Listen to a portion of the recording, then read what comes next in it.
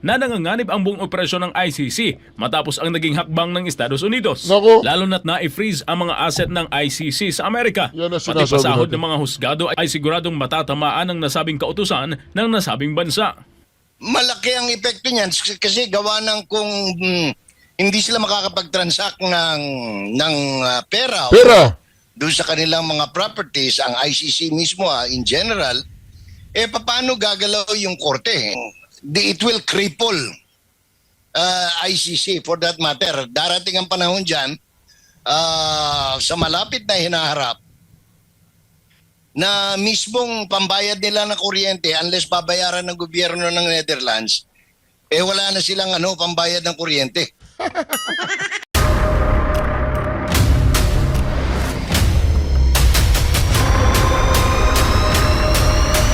Bago tayo mag-umpisa, baka pwede nyong i-like ang video na to. Malaking bagay ang like sa aming mga content creators. Maraming salamat po.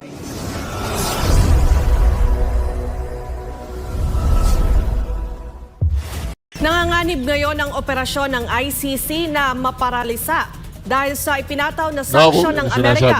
Samantala, kung di naman raw tutugon ang Pilipinas sa panawagan ng ICC na magpataw rin ng kaparehong parusa, ay may sasapitin ito ayon sa isang veteranong political commentator. Si Virgil Parba sa report. Yan ang sinasabi natin. Hunyo 5, araw ng Huwebes, na magpataw ang Amerika ng sanksyon sa 4 na hurado ng International Criminal Court o ICC.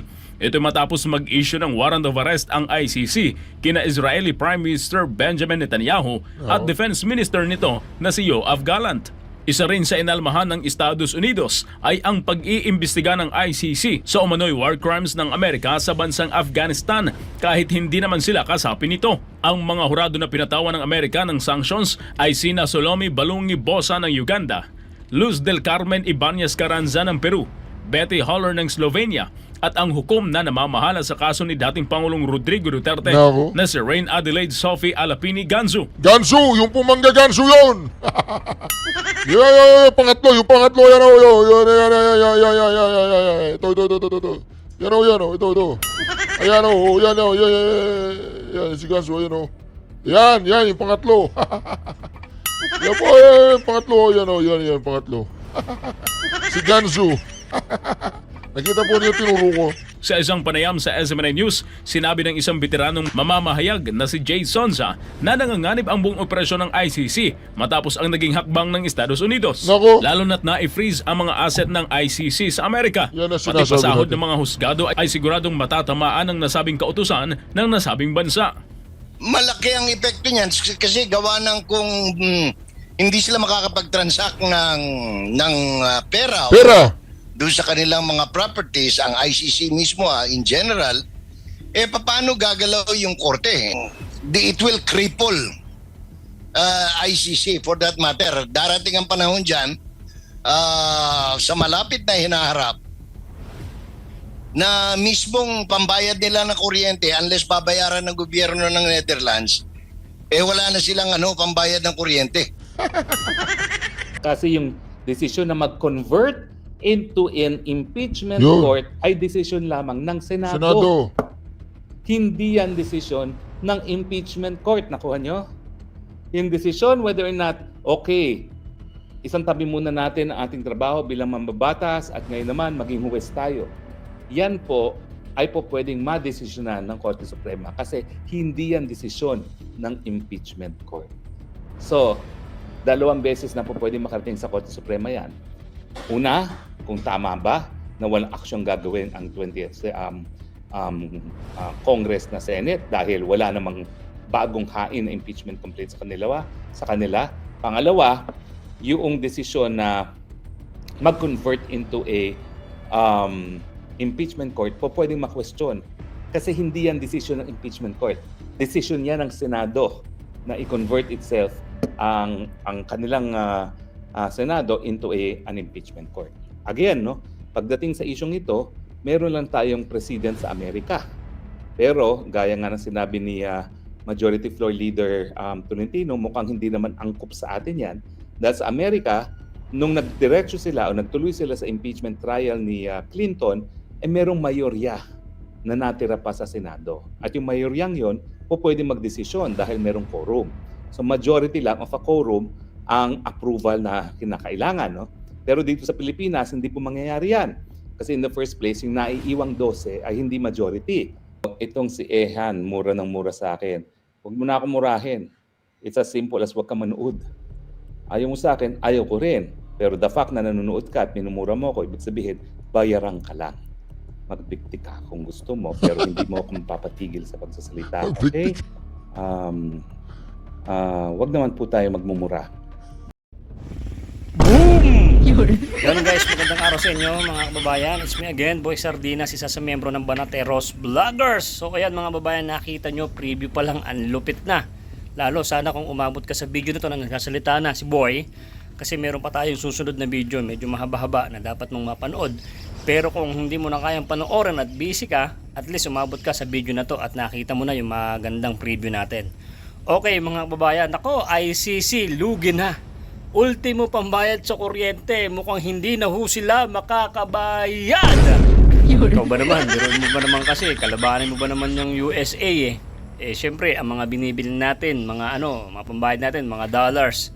Tapos itong mga ICC na to, pakialamero, wala na nga kayong jurisdiction sa Pilipinas, pati ba naman Amerika pinapakialaman nyo? Wow, di kayo na. Hindi ba? Pakialamero itong mga ICC na to. Hindi kayong nandiyan kayo sa bansa nyo na yan, no? Yung mga may kasalanan dyan sa lugar nyo, sa bansa nyo, yan ang pakialaman nyo, pinapakialaman nyo buong mundo. Na hindi naman kasali sa inyo, pinapakialaman nyo. Siyempre, pera-pera. Siyempre, binabayaran yan yung mga miyembro sa ICC, di ba? Yung mga bansa, binibigyan kasi sila ng pera. Yung pambayad sa mga sweldo ng mga yan. Ngayon, kinalaban nyo ang Amerika. Tapos wala kayong jurisdiction sa Pilipinas, kinuha nyo pa, tinanggap nyo pa si Tatay Digong na pinadala ni BBM. My God! Kaya darating ang araw ni ultimo pambayad sa tubig, no, sa mineral sa inyong nawasa ba tawag diyan, o sa inyong kuryente, pambayad sa mga bill, no, kasi lakas yung mag-aircon. Wala na kayong pambayad, kaya mag-close na kayo, magsiuwian na kayo. Kung kayo mga abogado diyan, sa lugar niyo, sa bansa niyo, na tumanggap na lang kayo, doon na lang kayo sa mga yung mga hearing niyo, hindi yung hini-hearing niyo buong mundo, no? Amerika pa naman, hindi naman kasali sa inyo, dadami nyo, yung pati yung mga gera ng mga nakaraan, iimbestigahan nyo. Wow! Kasi mga babayan, itong si President Trump, no? Kaibigan niya ni Tatay Digong, syempre hindi man niya pababayaan ni President Trump si Tatay Digong, lalong-lalo, medyo may edad na si Tatay Digong, hindi lang medyo, talagang may edad na, 80 anyos na ba naman eh. Minamadali na yan. So soon, malapit na, pauwi ng Tatay Digong, sabi ko nga sa inyo basta wag tayong titigil, no, sa mga balita natin sa inyo. So dito makikipanood tayo kay Boss Reaction TV, isa sa malupit nating idol. Ito yung pinanood natin na magsalita. Alam niyo naman pag ito nagsalita, ang lupit nito. Kaya kung nagustuhan niyo itong video natin, baki-subscribe niyo po si Idol Reaction TV PH. Ako si Boy Sardinas. So ganito mga babayan, andito nagsalita din si Attorney Harry Roque. Tapos marami pa, makikita nyo dyan kung sino yung mga binigyan ng mga parusa ng Amerika. Di ba? Wala na mga sweldo yung mga yan, Palapit na ng palapit ang karma ng ICC, Yung mga sweldo nyo, wala na, awanin, mawawala na talaga kayo, Mga pakialamero kayo, mga mga puti kayo, Pakialamero kayo, lahat na nanahimik ng mga bansa, pinapakialaman nyo. Itong si BBM, may pagkakalagyan talaga to si BBM. Hinuli-huli nyo si Tatay Digong, dinala nyo doon.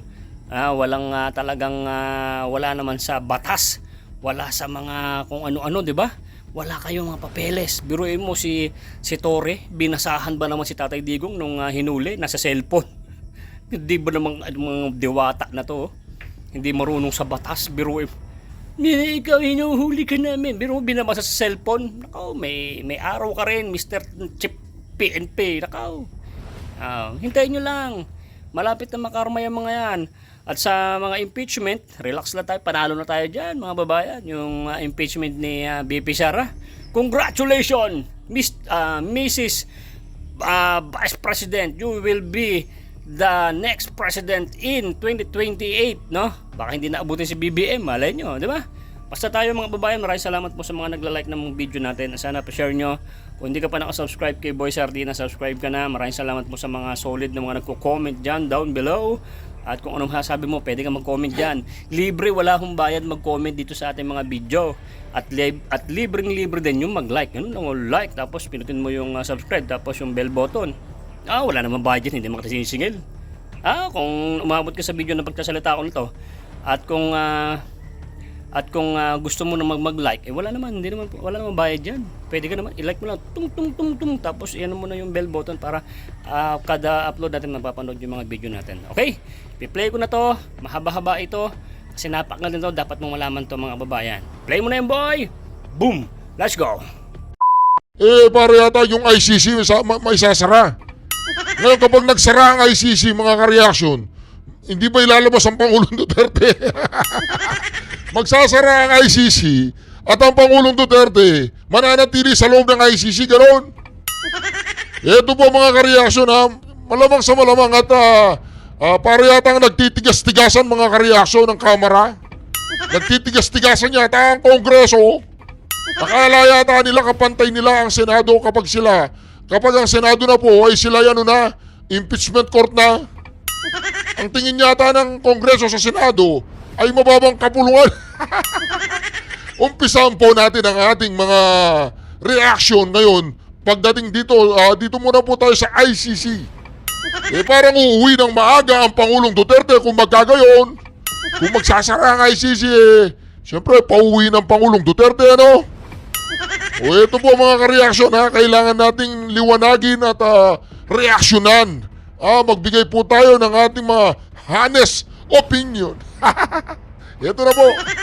Nanganganib ngayon ang operasyon ng ICC na maparalisa dahil sa ipinataw na sanksyon ng Amerika. Samantala, kung di naman raw tutugon ang Pilipinas sa panawagan ng ICC na magpataw rin ng kaparehong parusa, ay may sasapitin ito ayon sa isang veteranong political commentator. Si Virgil Parba sa report. Yan ang sinasabi natin. Hunyo 5, araw ng Huwebes, na magpataw ang Amerika ng sanksyon sa 4 na hurado ng International Criminal Court o ICC. Ito matapos mag-issue ng warrant of arrest ang ICC kina Israeli Prime Minister Benjamin Netanyahu at Defense Minister nito na si Yoav Gallant. Isa rin sa inalmahan ng Estados Unidos ay ang pag-iimbestiga ng ICC sa umano'y war crimes ng Amerika sa bansang Afghanistan kahit hindi naman sila kasapi nito. Ang mga hurado na pinatawan ng Amerika ng sanctions ay sina Salome Balungi Bosa ng Uganda, Luz del Carmen Ibanez Carranza ng Peru, Betty Holler ng Slovenia at ang hukom na namamahala sa kaso ni dating Pangulong Rodrigo Duterte na si Reine Adelaide Sophie Alapini Ganzu. Ganzu! Yung pumangga Ganzu yun! Pangatlo, yan ito. Yan, si Ganzu, yan, yung pangatlo. Yan po, yung pangatlo, yan, pangatlo. Si Ganzu. Nakita po niyo tinuro ko. Sa isang panayam sa SMNI News, sinabi ng isang veteranong mamamahayag na si Jay Sonza na nanganganib ang buong operasyon ng ICC matapos ang naging hakbang ng Estados Unidos. Lalo na't na-freeze ang mga asset ng ICC sa Amerika. Pati pasahod ng mga husgado ay siguradong matatamaan ng nasabing kautusan ng nasabing bansa. Malaki ang epekto niyan kasi gawa ng kung hindi sila makakapag-transact ng pera. Doon sa kanilang mga properties, ang ICC mismo in general, paano gagalaw yung korte? It will cripple ICC for that matter. Darating ang panahon dyan sa malapit na hinaharap na mismong pambayad nila ng kuryente unless babayaran ng gobyerno ng Netherlands, wala na silang pambayad ng kuryente. Mag-ano na lang sila, Manong Jay, magkakandila, lampara. Tapos pakakainin ng Pangulong Duterte, siyempre kailangan kahit na masarap dapat. Wag naman yung fast food, bawal ang fast food sa kanya. O pambayad ng tubig. Dagdag pa ni Jay Sonza, labis ang panghihimasok ng ICC, kaya naman nagagalit na ang Estados Unidos sa kanila. Alam mo kaya nagagalit siyang Amerika? Kasi, kumbaga parang, sino ba kayo? para pakialaman kami na hindi naman kami sumang-ayon dyan. That's the reason we did not approve membership in the Roman statutes. Talagang abuso. At talagang dapat dahil umaabuso kayo, therefore you have to be sanctioned. Samantala, hindi maikakaila ng lahat na malapit na magkaalyado ang Administrasyong Marcos Jr. at ng Amerika. Patunay rito ang kaliwat kanang joint military exercise na isinasagawa, maging ang pagdagdag ng Enhanced Defense Cooperation Agreement or EDCA site sa Pilipinas. Dahil dito, maaaring may sasapitin ang Pilipinas sa Amerika kung hindi ito tutugon sa panawagan nila na magpataw rin ng kaparehong parusa sa ICC. Pagka ikaw ay allied tapos patumpik-tumpik ka, wala kang kwentang tao, wala kang kwentang bansa sa kanila. Ganun ang Amerika eh. Ano pa ba tingin nila sa atin? Tingnan mo presidente natin, Manong J. Sosa. Ayaw nyo magpa-political test. Bantagin mo yan mga ka-reaction. Walang kwentang bansa. Pag hindi ka nila nagagamit o magagamit o makikipagkaisa sa kanila, patay kang bata ka. Binigyang din ni Zonza na kung susuportahan ng Pilipinas ang naging panawagan ng Amerika ay hihina ang kaso laban kay dating Pangulong Rodrigo Duterte. Matatandaan na nakikipagtulungan ng Pilipinas sa ICC sa ginawang iligal na pag-aresto kay dating Pangulong Duterte at sa pilitang pinasakay sa eroplano para dalhin sa Dahig, Netherlands. Ito si Verhil Parba, yung citizen correspondent na gulat para sa Diyos. Yan na nga sinasabi natin eh. Yan na po sinasabi natin. Di ba? Mismong United States of America ay talaga pong sinanksyon na po ang ICC. Ano pong kasunod dyan? Uuwi ang Pangulong Duterte dyan. Pag wala na pambayad ng ilaw, tubig, pampasahod kay Gansu. O dito naman po tayo mga kareasyon. Hindi na raw mapipigilan ang impeachment trial laban kay Vice President Sara Duterte. Talaga ba yun? Talaga hindi na mapipigilan Hindi na raw mapipigilan. Sige nga, pakinggan natin ang balita ni ma'am. Hindi na raw mapipigilan ang impeachment trial laban kay Vice President Sara Duterte sa kabila ng pagbalik ng Senado ng Articles of Impeachment sa Kamara. Live mula sa Batasang Pambansa, nasa frontline ng balitang yan, si Marian Enriquez. Marian, anong reaksyon ng House prosecutors sa utos nga ng Senator Judges sa kanila?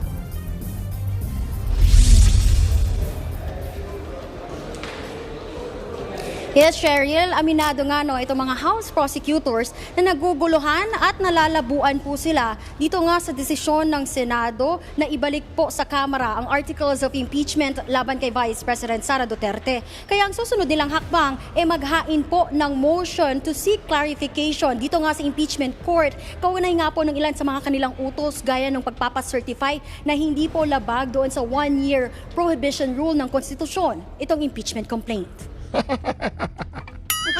Binalik nga sa inyo eh. Tapos, ibabalik nyo sa kanila? Ganon?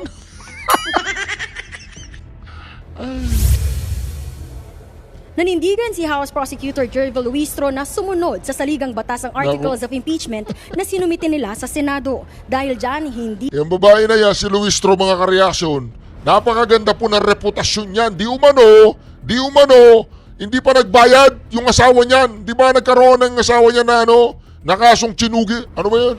May kaso ang asawa niyan eh. Yung nang-jombag siya. Meron siyang binarurot. Di umano may binarurot siya. Nang illegal, kaya rape. Tinago niya. Diba?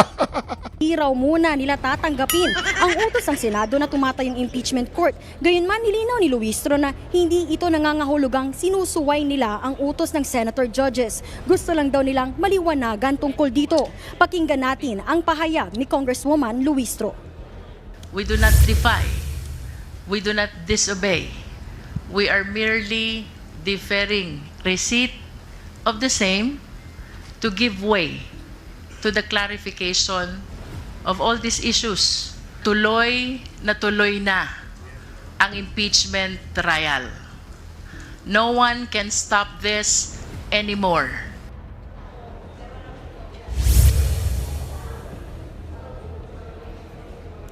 Tungkol naman sa ikalawang utos ng Senator Judges na ipaalam ng Kamara sa ilalim ng 20th Congress na handa at willing silang ipagpatuloy ang impeachment complaint, imposible raw yan ayon sa House prosecutors. Hindi pa naman daw kasi nagko-convene ang 20th Congress at kailangan pang mag-adjourn muna ang 19th Congress.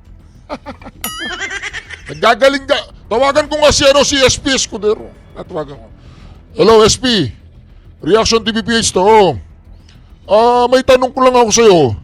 Ibabalik daw nila sa inyo yung article of impeachment. Hindi raw nila tatanggapin. Illegal daw yung ginawa ninyo. Oo, minamalit yata kayo eh. Parang sa tingin yata mas mataas pa sila sa inyo eh. Oo, di ba judge kayo, judge? Ikaw, presiding officer ka. Ngayon sabi ni Chua, illegal daw yun. Oo, hindi raw pwede yun dahil magkapantay lang daw kayo. Yan lang natin sila, ganoon. Okay. Busy ka? Nagdi-dinner kayo ni Ma'am Heart Escudero. Oo. Okay, sir. Okay. Bahala ka na dyan. Basta bahala ka na. Ako, okay lang ako dito. Oo, bahala ka na, ha? Oo. Sige, Makati yung nilong ko eh. Sige, okay, bye. Yun, mga ka-reaction na nangyayari dyan. Welcome naman daw sa House prosecutors ang paghahain ng summons ng Senado sa kampo ni VP Sara. Ang ibig sabihin lang daw nito, kinuha na ng Senado ang jurisdiction sa kasong ito, kaya mas malinaw na tuloy ang impeachment trial. Pakinggan natin ito.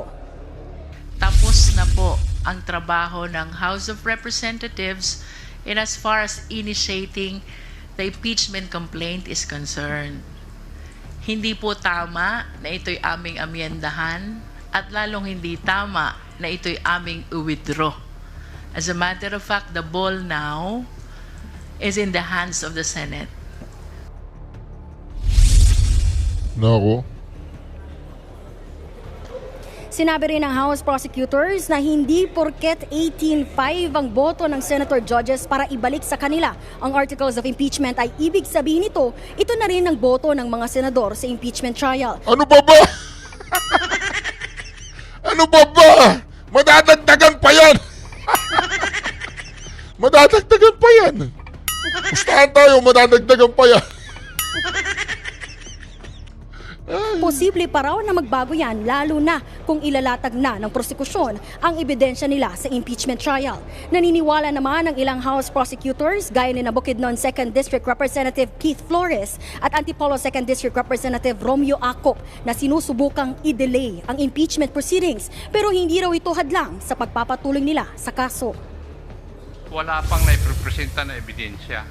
Siguro pag nakita na ng mga tao at saka yung mga senator judges yung mga pieces of evidence, baka magbago po ang isip nila. Putang ina ng ebidensya niyan. Anong ebidensya sinasabi mo dyan ako? Si Piatos? Ano ba? Yung mga... Ano ba yung ebidensya? Impeachable offense yun?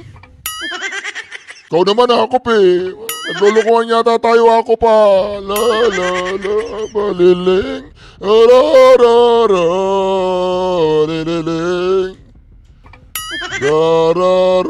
Baliling.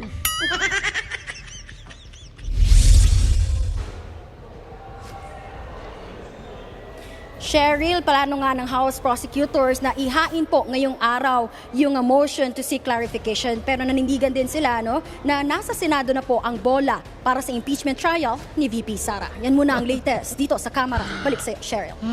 Maraming salamat, Marian Enriquez. Mga kapatid, Cheryl ko. Alam mo ninyo, hanggat hindi po sumusunod itong House of the Representatives doon sa demand ng Senate, hindi po magkakaroon ng impeachment, hindi magkakaroon ng hearing. Kung magmamatigas ang mga kongresistang ito at sinasabi nila na wala na sa kanila jurisdiction at nasa Senado na, matutulog po yan at mabubulok. Kaya kung ako sa inyo, mga prosecutor kayo, ibigay nyo na ang inihingi ng impeachment court. Di ba mga kareaksyon? Hindi raw nila tinanggap yung binalik sa kanilang article of impeachment, di raw tinanggap.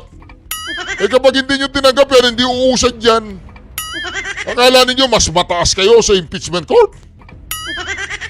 Hindi raw magka-level ang Senado at Kamara sa O, di ba? Ito, sasagutin uli natin dito, mga kareaksyon, hindi po magka-level yan. Nako. Hindi raw magka-level ang Senado at Kamara sa usapin ng impeachment ayon kay Senate President Chis Escudero. Kaya naman dapat lang daw na sumunod ang Kamara. Live mula sa Senado, nasa front line ng balitang yan si Mean Los Baños. Mean, ano pa mga sinabi ni SP Escudero?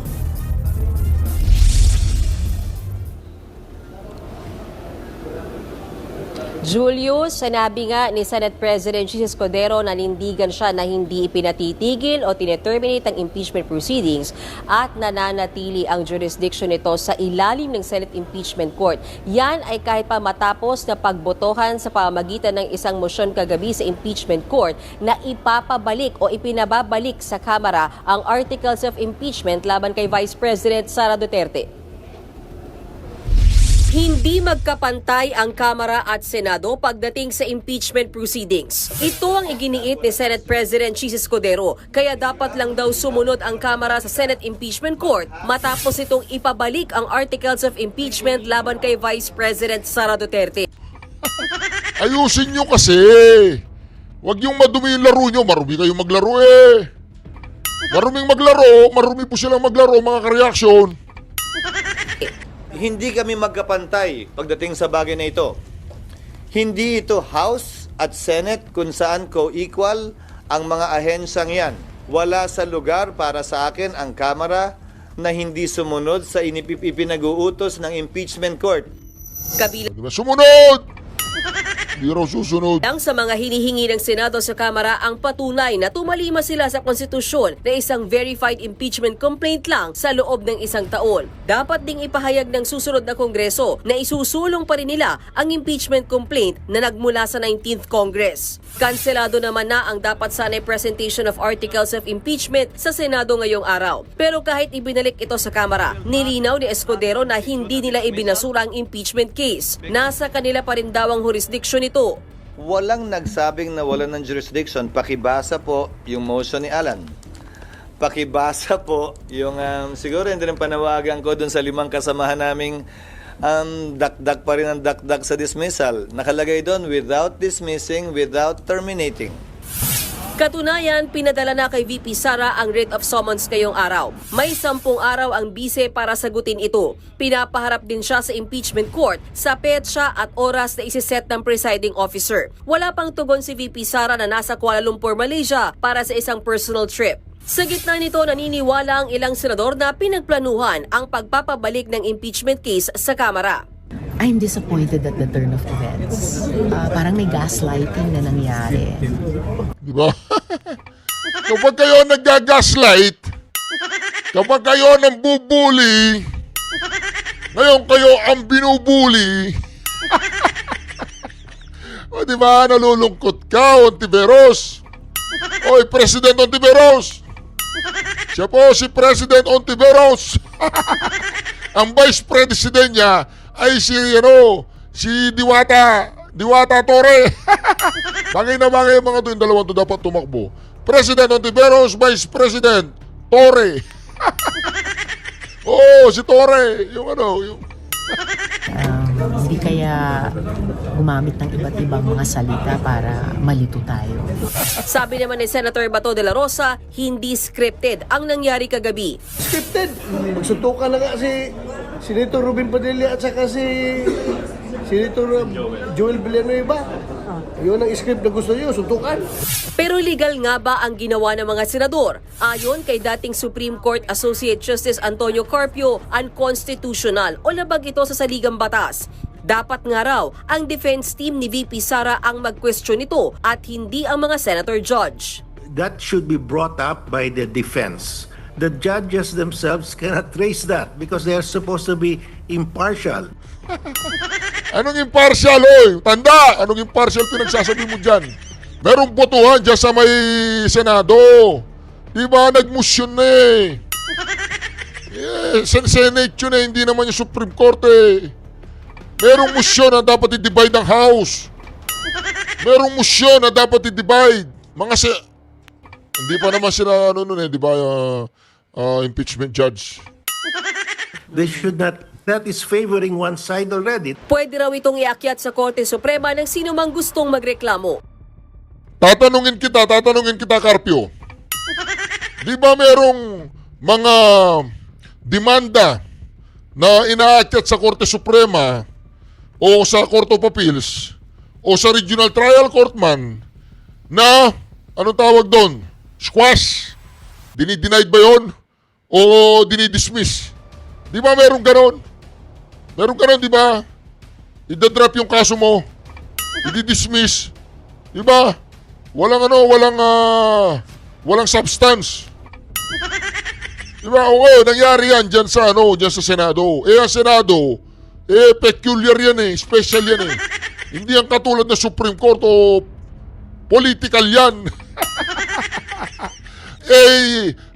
Impeachment proceeding, it's a political. Half political, half stupidity. Diba?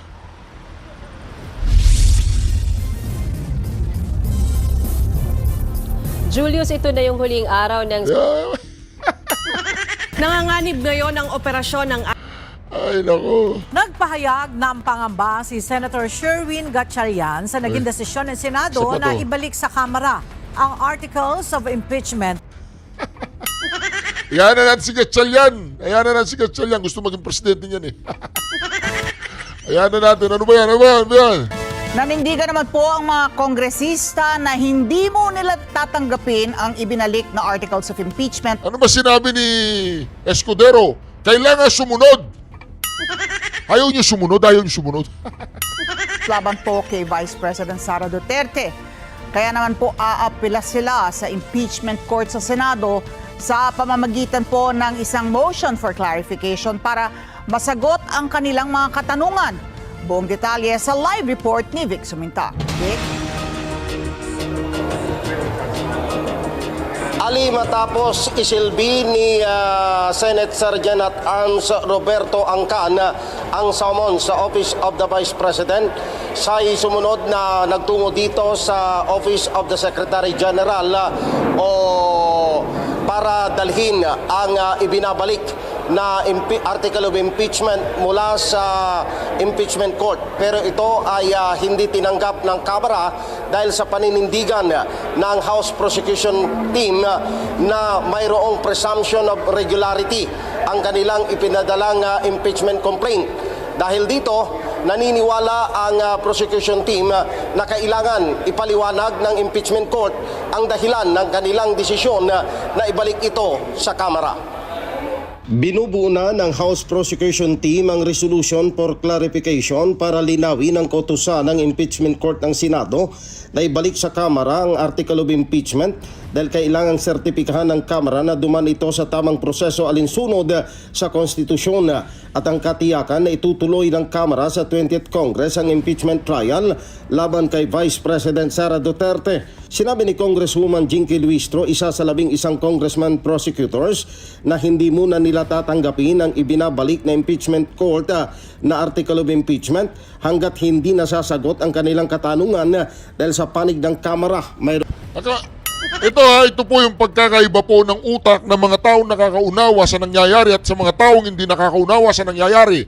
Ang tanong, Luistro, prosecutor kayo. Ang inuobliga ninyo, mga impeachment court, mga judge yan. Nako, sinabi na nga na mag-comply kayo dun sa sinasabi nilang patunayan ninyo, sabihin ninyo na ang article of impeachment na binigay ninyo doon sa bundok ng Senado ay hindi labag sa inyo. Ang presumption of regularity ang ipinasang article of impeachment, lalo na't ito ay permado ng 215 na kongresista. Rest assured, ang House of Representatives, ang prosecution panel, naninindigan po. Tuloy ang laban para sa katotohanan, hustisya at pananagutan. Ayon kay Luistro, hindi masasagot ng prosecution team ang isa pang kautusan ng impeachment court kung handa ang 20th Congress na itutuloy ang impeachment trial dahil hindi pa umiiral ang bagong Kongreso. Inahayag naman ni Congressman Joel Chua na may tuturing na insulto at labag sa konstitusyon ang desisyon ng Senado na ibalik sa Kamara ang Article of Impeachment. Iginit ni Chua malinaw ang probisyon ng konstitusyon ng Kamara ang may kapangyarihan na maghain ng impeachment case sa isang impeachable official at ang Senado ang tatayong hukom. Binigyang diin ni Chua ang papel ng impeachment court ay desisyonan ng impeachment case kung guilty or not guilty ang defendant at hindi para questionin ang legalidad nito dahil ito ay trabaho ng defense panel. Kaya nga po parang lumalabas po dito sila na rin ang nag-aabogado sa ating Vice Presidente. How do you feel about that? Nakakalungkot dahil maliwanag naman po sa rules on impeachment na sila rin mismo ang gumawa. Kawawan Chua. Yan, sumunod daw kayo, sabi ni Escudero. Kayo ba yung impeachment court? Hindi, di ba? Kaya niyong i-impeach si Sara Duterte sa Kongreso hanggang dyan lang. Hindi pwedeng sa Senado, mahirapan kayo. Mahirap bayaran yung mga senador eh. Mahirap bayaran yung mga senador. Hindi basta-basta mababayaran yan. Di ba? Hindi pwede eh. Diba, hindi pwede basta-basta mababayaran yung mga senador. Hindi po pwede yun. Mali yun. Ano yun? Ang tawag doon? Saan ba yun? Yung hinahanap kong video. Nawawala. Nawawala yung video na hinahanap ko. Pasensya na po kayo. Meron akong hinahanap na video. At itong video na ito mga ka-reaction. Isa po siyang eksperto. Ito po Isa po siyang eksperto mga ka-reaction. Ito po. Yan. Magandang araw po sa inyong lahat ha. Nako, nakabawi na ba kayo? Hindi pa ako nakakapag-get over doon sa suntukan. Doon sa suntukan ni Robin Padilla at saka ni Joel Villanueva. Kaya lang ang problema kay Sir Robin Padilla, huwag mo nga si Joel Villanueva. Hindi naman lumalaban yung tao eh. Sa nakakahelo na hearing ng Senado bilang isang impeachment court. At syempre, kahapon nagbigay na tayo ng legal opinion na kung nanalo ba o natalo ba si BP Sara doon sa paghihiring ngayon. Nanalo! At ang ating conclusion, win some, lose some. Win some kasi hindi pa rin nagtuloy yung impeachment. No? Lose some kasi hindi naman na-dismiss yung impeachment. At ang mangyayari dyan, ang kapalaran ng impeachment nakasalalay sa susunod na Kongreso at sa susunod na Korte Suprema. Unang-una kasi nga sinasabi ng Senado, kinakailangan magbigay ng sertifikasyon ng mababang kapulungan na walang constitutional infirmity o walang paglabag sa saligang batas ang naganap noong inendurso at sinumite sa Senado ang pang-apat na impeachment complaint kung saan mahigit 80% ng mga kongresista ay lumagda doon sa impeachment complaint. Pangalawa, decision pa rin ng Kamara de Representante pagdating ng 20th Congress at hindi pa rin natin alam kung sino magiging speaker dyan kung nais nilang ituloy yung impeachment complaint. Pero at the same time, ang nakapagtataka, bagamat parang suspendido muna ang impeachment, ay pinasagot din ang VP Sara within 10 days doon sa impeachment complaint. Kung suspendido na muna ang impeachment, bakit kinakailangan pasagutin? No? So talagang medyo nakakahelo. Pero like everything else, talaga namang you win some, you lose some. At ngayon ay na temporarily hindi kinakailangan problemahin ng VP ang kanyang impeachment. Pero pagdating ng pagbubukas ng Kongreso muli, matapos ang State of the Nation Address, sigurado na magkakaroon ng kasagutan kung talagang matutuloy o hindi ang impeachment. Now, yung 5 bumoto, 5 ba o 6 na bumoto laban dun sa pagpapabalik ng impeachment complaint sa Kamara ay nagsasabi na yan ay labag sa saligang batas kasi ang impeachment court daw, ang desisyon ay either guilty or not guilty.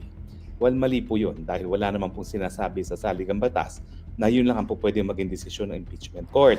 Ang malinaw, ang sabi ng saligang batas, tanging Senado lamang ang magiging sole judge sa lahat ng mga impeachment trials o impeachment complaints na kanyang dinggin. So ibig sabihin yan, pag nag-convert na into a impeachment court ang Senado, walang kahit sinong pwedeng maghimasok sa decision niya, kasama na dyan ng Korte Suprema. Alam ko po na mayroong tinatawag tayong certiorari powers ng ating Korte Suprema, pero malinaw po na bagamat ang mamamayan ay binibigyan ng citizen standing para idemanda ang gobyerno kapag mayroong paglabag sa saligang batas, very specific po yung sabi ng saligang batas na the Senate as an impeachment court shall be the sole judge of all impeachment complaints. So pag sinabing sole, wala na po talagang ibang pwedeng magdesisyon. Ulitin ko po yung pagkakataon sa Francisco na isa ako sa abogado na nagdulog ng kasong yan sa Korte Suprema ay nagwagi dahil ang kinontra po namin ay yung gawain ng Kamara de Representante na isumite sa Senado ang pangalawang impeachment complaint na mayroong sapat na lagda ng mga kongresista sa loob ng 1 taon na sinabi namin na pinagbabawal ang salig ng batas at sinang-ayunan naman kami ng Korte Suprema. Kaya nandyan po yung Francisco. Now, sa Francisco, yun din ang sinasabi na ang Kongreso kapag natapos na lahat ng gawaing hindi natapos ay tapos na rin.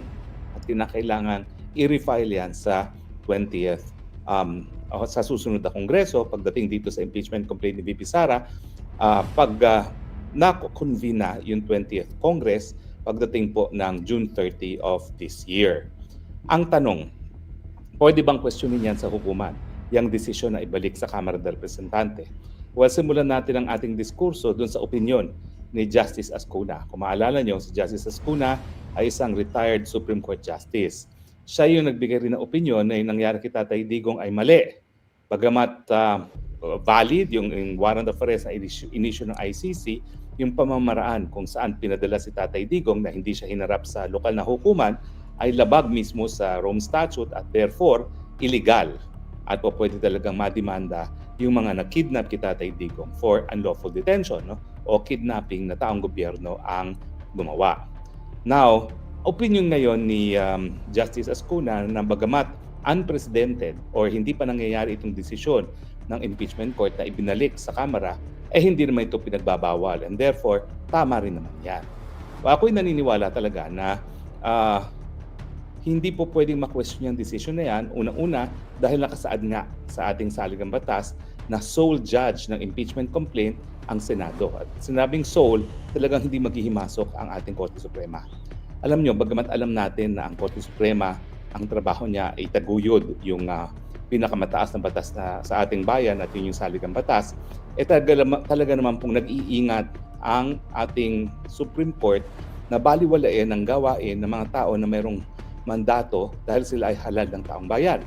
Ang pruweba dyan, no, ang daming nakabinbin ngayon sa Korte Suprema na kinu-question yung legalidad ng mga warrants of arrest na inisyu ng White Committee.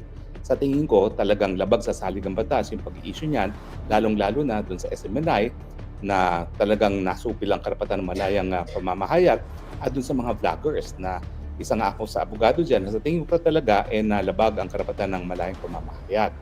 Pero ang Korte Suprema, dahil nag-iingat nga sila, dahil wala silang mga mandato galing sa taong bayan, rinirespeto nila yung mandato ng taong bayan na ibinigay sa ating mga mambabatas, lalong-lalo na sa pagpapatupad ng sariling rules nila.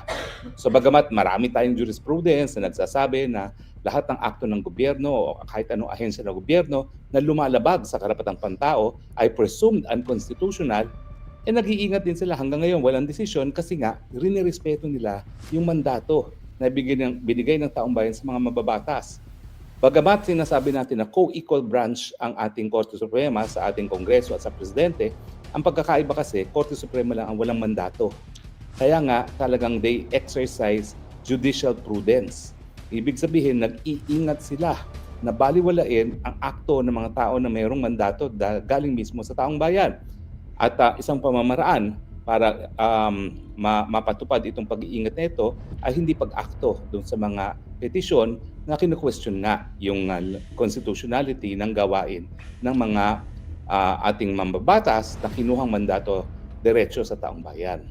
So naniniwala ako na bukod pa doon sa specific provision ng ating saligang batas na nagsasabi na the Senate is the sole judge, mag-exercise din ng judicial prudence ang Korte Suprema.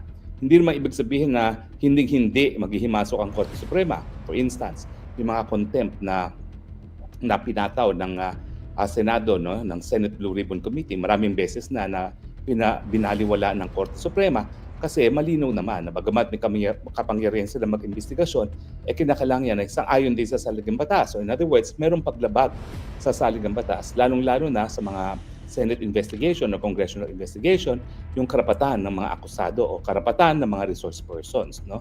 Lalong-lalo na yung right against self-incrimination dahil kahit anong sabihin nila sa Senado o sa Kongreso na pinanumpaan ay pwedeng magamit sa kanila. So, ganun po yun, no? Unless malinaw na yung akto ng mga mambabatas ay lumalabag sa saligang batas, hindi maghihimasok. Mag-iingat ang ating Supreme Court na baliwalain o ideklarang labag sa saligang batas ang kanilang gawain. So yan po yung kauna-unahang dapat nating ikonsidera kung babalik na rin ba ng Kongreso ng Korte Suprema yung desisyon ng Senado na ibalik ang impeachment complaint sa mababang kapulungan, bukod pa dun sa express provision na sole judge nga po ang Senado sa lahat ng impeachment complaints. Now, so having said na malabo na mabaliwalayan, kinakailangan sumunod ang Kamara de Representante. Pwede bang isnabin niya ng Kamara de Representante? Pwede. Hindi naman sila mapipilit ng Senado. Kaya lang, pag hindi sila sumunod, hindi rin gagalaw ang Senado. Now, ang tanong, pagdating ng 20th Congress, binding ba sa 20th Congress yung naging resolution ng 19th Congress ng Senado na kinakailangan ibalik sa Kamara, ikumpirma na walang paglabag sa saligang batas at gustuhin pa o ginugusto pa rin ng Kamara na ipagpatuloy yung impeachment hearing na yan. May issue din dyan. O pwede ba yung mga miyembro na ngayon ng 20th Congress sa Senado ay magdeklara na dahil ito nga ay nasampa ng 19th Congress, hindi na po pwedeng litisin ng 20th Congress. Well, ang aking kasagutan po dyan, anything is possible. Pero pag sila nagkamali at sila ay nagdesisyon bilang Senado, pwedeng mabaliktad ng Supreme Court. So, kinakailangan kung ano man yung kasagutan ng Senado sa mga issue nito pagdating ng 20th Congress, mag-convene muna ang Senado bilang isang impeachment court. Dapat! Kasi pag hindi sila nag-convene sa impeachment court at sila ay mga senador lamang, pwedeng mabaliktad yan. Kasi talaga yung tinatawag nating certiorari powers, yan ay kapangyarihan ng Korte Suprema na mabaliwala ang kahit anong gawain ng ahensya ng gobyerno kung ito nga ay labag or sobra-sobra sa kanilang jurisdiction in grave abuse of discretion resulting to lack of or in excess of jurisdiction. Yun yung sinasabi sa Ingles. So ang sagot dyan, kinakailangan mag-convene muna as an impeachment court ang Senado. And once na-convene sila, tatanungin nila, meron bang ireresolba nila? Binding ba sa atin bilang mga 20th Congress Senators yung naging resolusyon ng 19th Congress? Now, dalawang punto de vista po yan. No? Unang punto de vista, hindi na binding. Kasi iba na yung membership ng Senado. At nadyan na nga yung desisyon sa Francisco na sinasabi na lahat ng mga bagay-bagay na hindi na-desisyonan doon sa nakalipas na Kongreso ay kinakailangan ma-refile muli sa bagong Kongreso. Yun! At ako naman po, alam nyo naman, yan ang aking paniniwala. Dapat lang. Hindi na yan po binding sa 20th Congress. It is as if wala ng impeachment complaint na nai-transmit sa kanila. Kasi sa katunayan naman, pagdating ng June 30, matapos ang tanghalian, tatanungin nila, meron bang transmitted na impeachment complaint dito sa Senado? Ang sagot, wala. Meron nakabinbin, pero kung talagang susundin mo yung desisyon ng Korte Suprema na continuing lamang ang Senado dahil merong 12 senador at any time, pero yung 12 senador naman at any time ay hindi po pwede magkaroon ng kahit anong validong desisyon kasi walang quorum. No? And kahit anong resolution na approve nila na 12 lang sa kanila ay hindi magiging valid and binding. No? So yun ang unang-unang tatanungin ng 20th century. Ano ba yan? Yung dalawang resolution ba yan na inadapt ng isa siya, no? Isa lang siyang desisyon pero dalawa ang inuutos, no? O hinihingi sa mababang kapulungan, no? Yung sertifikasyon na walang paglabag sa saligang batas at yung katunayan na handa silang litisin itong impeachment complaint nito. Kung ako ay nasa Senado pagdating ng 20th Congress, sasabihin ko, walang ganyang resolution, walang ganyang resolution ng dapat ipatupad ng 20th Congress kasi wala namang natatanggap ang 20th Congress na impeachment complaint galing sa Kamara. Nakita niyo yun? Wala talaga silang natanggap kasi ang nakatanggap ng impeachment complaint ay yung 19th Congress. Tapos na nga yun eh. Of course, itong issue kung dapat nga bang Malinaw na malinaw po yun. Walang natanggap at walang tatanggapin ng 20th Congress. Tama, malinaw.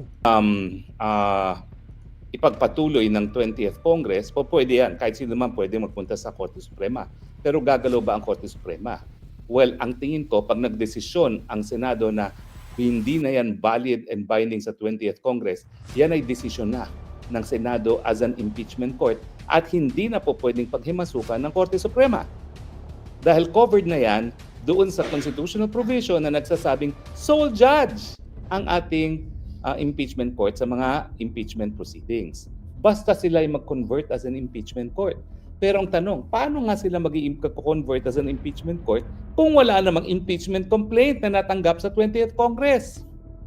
So pwede talagang baliwalain. Now, kapag naman binaliwala nila at hindi sila nag-convene as an impeachment court, dyan papasok ang Korte Suprema.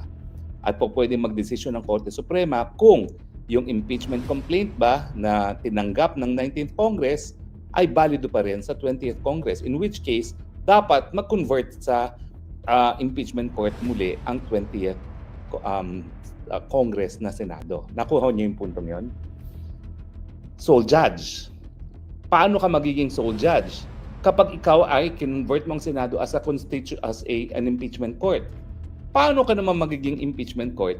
Doon sa 20th Congress, yung bagong Kongreso, wala namang hinaing impeachment complaint ang Kamara de Representante.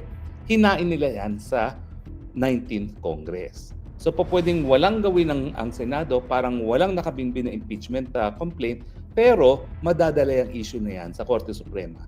Dahil wala namang aksyon ang Senado bilang sa impeachment court kung dapat nga bang magpatuloy itong impeachment complaint na sinimulan sa 19th Congress. So, scenario 1, walang gagawin ng Kongreso. Ibig sabihin, pwedeng gumalaw ang Korte Suprema invoking Francisco dahil hindi naman exempt yan. Hindi yan covered ng exclusive judgment ng Senado kasi hindi sila nag-convert as a constituent, as a impeachment court. Scenario 2, mag-convert sila as an impeachment court. In which case, pag nagdesisyon sila na ibasura o ipagpatuloy, hindi po pwedeng paghimasukan ng Korte Suprema. Ang tanong, yung pagko-convert as an impeachment court, yan ba ay po pwedeng madesisyonan ng Korte Suprema? Sa tingin ko po pwede. Kasi yung desisyon na mag-convert into an impeachment court ay desisyon lamang ng Senado. Hindi yan desisyon ng impeachment court. Nakuha nyo?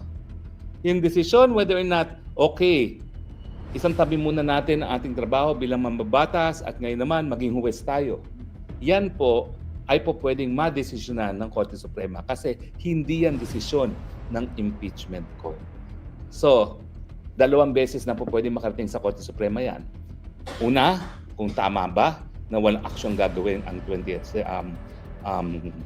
Congress na Senate dahil wala namang bagong hain na impeachment complaint sa kanila. Pangalawa, yung desisyon na mag-convert into a impeachment court po pwedeng ma-question kasi hindi yan desisyon ng impeachment court.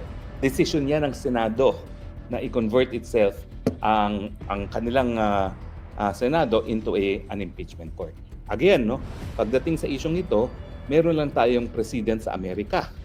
Pero gaya nga ng sinabi ni Majority Floor Leader Tolentino, mukhang hindi naman angkop sa atin yan. Dahil sa Amerika, nung nagdiretso sila o nagtuloy sila sa impeachment trial ni Clinton, merong mayorya na natira pa sa Senado. At yung mayoryang yon po pwede magdesisyon dahil merong quorum. So majority lang of a quorum ang approval na kinakailangan. No? Pero dito sa Pilipinas, hindi po mangyayari yan. Kasi in the first place, yung naiiwang 12 ay hindi majority. At dahil hindi sila majority, hindi na sila po pwedeng mag-proceed or umakto on any official business. Well, siyempre po lahat yan aantayin natin ang resulta pagdating ng June 30 kung saan magsisimula na ang 20th Congress. At siyempre hindi naman po agad-agaran yan. Mag-organize muna ang both houses of Congress. Now, ano ibig sabihin yan? Hindi naman po pwede na palibasa meron na silang Speaker at Senate President, mag-a-approve na sila ng resolution. Bakit? Kasi kinakailangan munang ma-organize ang House. Bakit importante ang reorganization? Kasi walang matatakal sa plenaryo kung walang Committee on Rules. So kinakailangan ma-constitute muna yung Committee on Rules ng parehong House of Representatives at saka ng Senado nang sa gayon meron silang ma-schedule sa official business for the day ng both Senate and the House. At hindi lang naman po yan limitado lang sa Constitution ng Committee on Rules. Siyempre, may mga committee rin na nais pag-aralan kung ano may yung hakbang na gagawin. No? So sa Kamara de Representante, kinakailangan ma-convene yung Senate, yung House Committee on Justice kasi sila yung magdedesisyon kung yung impeachment complaint na hinain during the 19th Congress epektibo pa rin or kung kinakailangan ng panibagong impeachment proceedings. Kinakailangan mag-file na naman ng complaint at kinakailangan pagbotohan ng Committee on Justice or at ng plenaryo o di naman kaya yung expedited na meron ng pirma ng sapat na numero ng congressmen. So at least dalawa ng committee sa Kamara ang dapat mabuo, yung Committee on Rules at Committee on Justice. Sa Senado, nandyan din po yung Committee on Rules. Kapag walang Committee on Rules, walang mag-aaproba ng agenda. Okay? In other words, yung motion para i-convene ang Senado as an impeachment court, hindi rin niya ma-aproban sa plenaryo na walang Committee on Rules. At syempre, dadaan din yan sa tamang committee, no? Kung anong magiging rekomendasyon sa plenaryo ng isang committee kung tama ba na magkaroon na ng impeachment, na i-convert ang Senado as an impeachment court maski walang panibagong impeachment complaint na nahahain. So anong sinasabi ko? Alam ko nahihelo na kayo, no? At talagang medyo mahirap na itong mga diskursong ito. Ang punto de vista ko po ngayon, kahit ano pang sabihin natin sa naging desisyon ng Senado na ibalik sa Kamara de Representante, napakaraming mga issues na dapat maresolba bago mapagpatuloy ang impeachment trial ni VP Sara.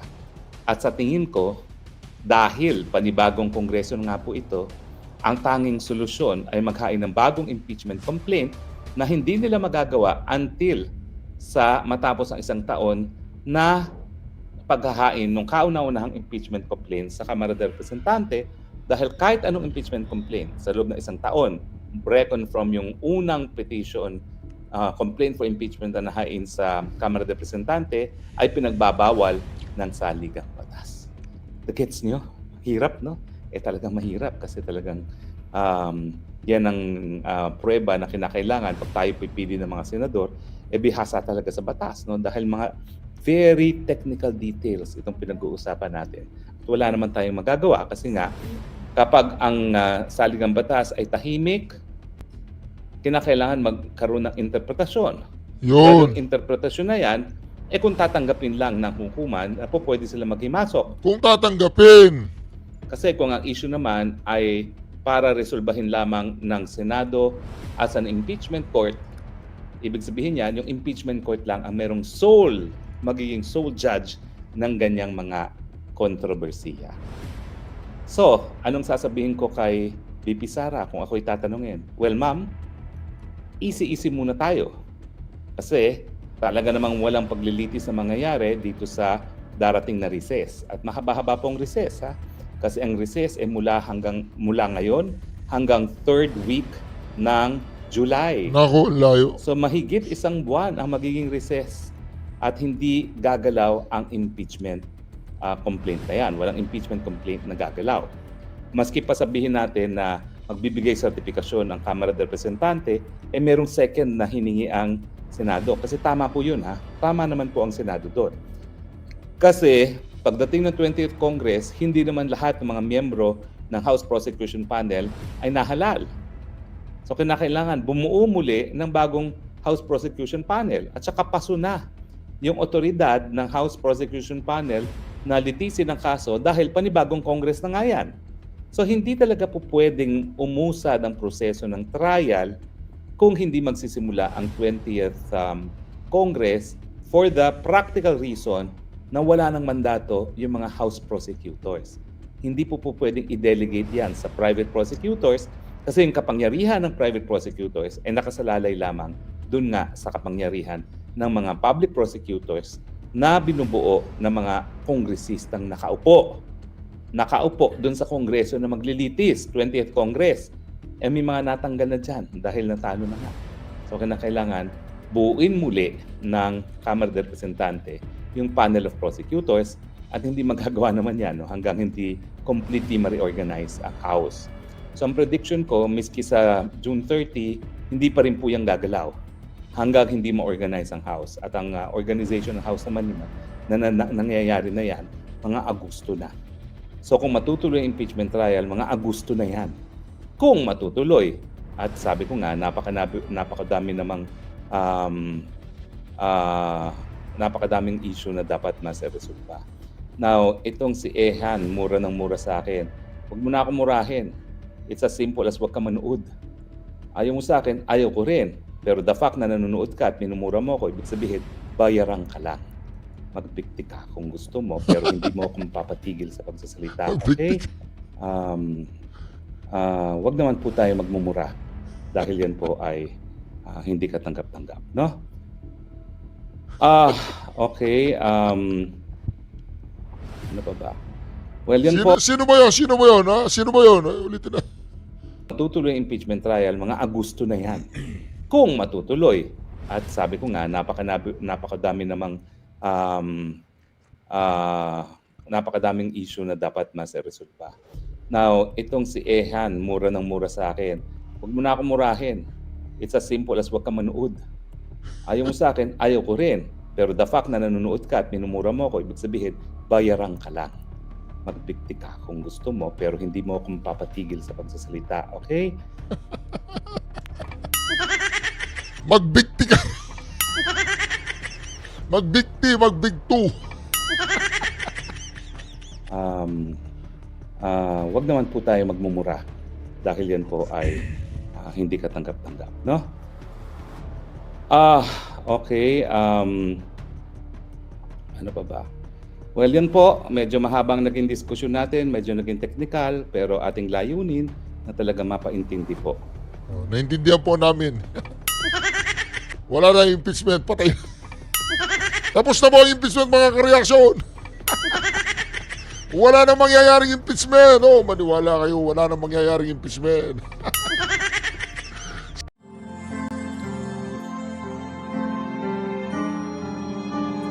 Melody ng song. Ang bayan ko'y pinagpala pagkat sa amin pinigay ang isang biyaya na mag-aahon sa hirap at dilim ng kahapon at sa bawat Pilipino'y magtatanggol sa bayan ko dating laganap pang-api at dusa sa aming mga mahihirap ngunit ikaw ay dumating sagot sa aming mga dalangin muli kaming babangon mabuhay ka Tatay Digong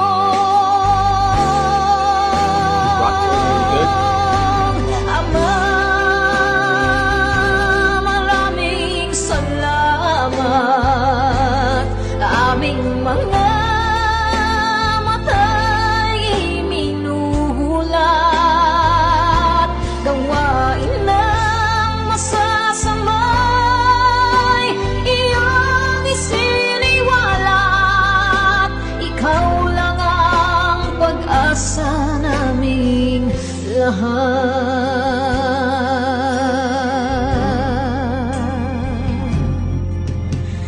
Very Binamatay niya ako kung iyak ako. Pilipinas muling makikilala at itataas katahimik ay maghahari sa ating puso'y mamamayani mga ngiti sa labi di mapapawi.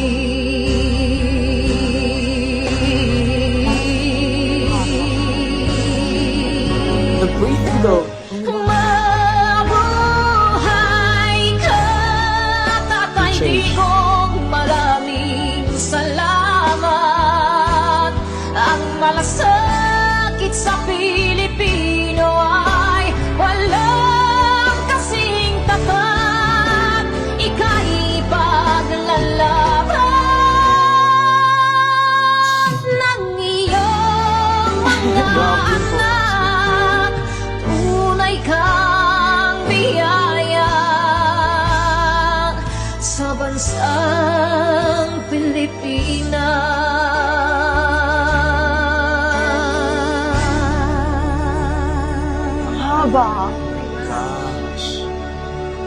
Irene Oy. Mabuti pa ang sardinas, may label.